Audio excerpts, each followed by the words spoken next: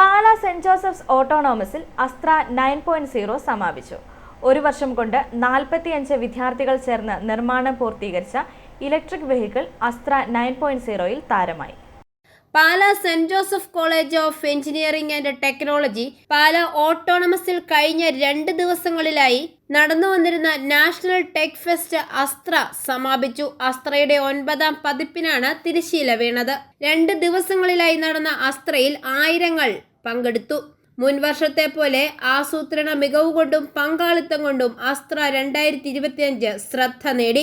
കോളേജിലെ വിവിധ ഡിപ്പാർട്ട്മെന്റുകളാണ് അസ്ത്ര 9.0 യാഥാർത്ഥ്യമാക്കിയത്.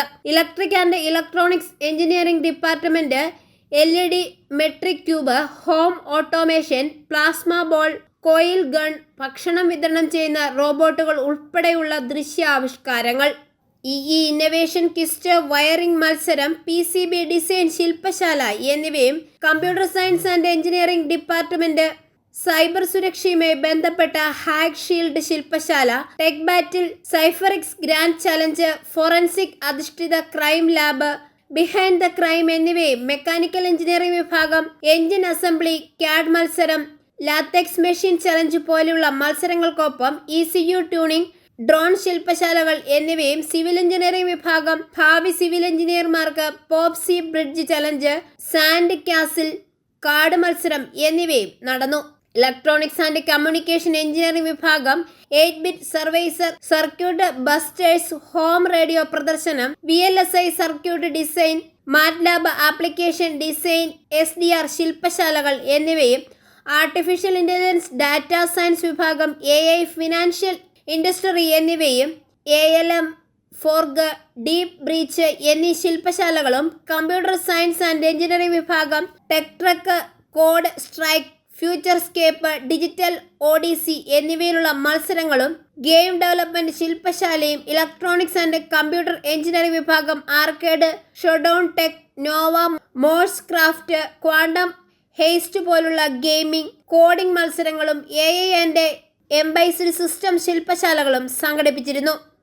ഡിപ്പാർട്ട്മെന്റ് ഓഫ് കമ്പ്യൂട്ടർ ആപ്ലിക്കേഷനിൽ ആർട്ടിഫിഷ്യൽ ഇന്റലിജൻസ് ശില്പശാലയും സംഘടിപ്പിച്ചിരുന്നു. ഒരു വർഷം കൊണ്ട് 45 വിദ്യാർത്ഥികൾ ചേർന്ന് നിർമ്മാണം പൂർത്തീകരിച്ച ഇലക്ട്രിക്കൽ വെഹിക്കിൾ അസ്ത്ര 9.0 താരമായി.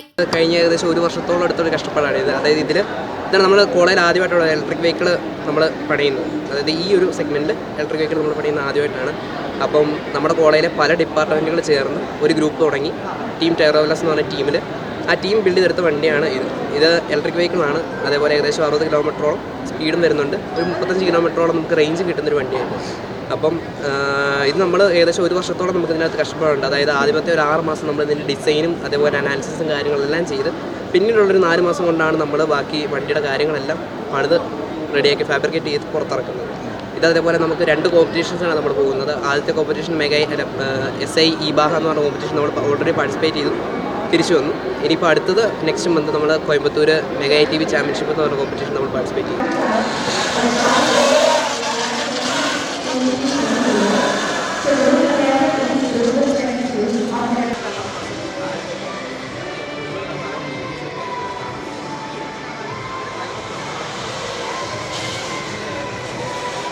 കൂടാതെ star of Astra, mini theatre, Elysium, neon football, console gaming മത്സരം എന്നിവയും അസ്ത്രയുടെ മുഖ്യ ആകർഷണങ്ങളായി.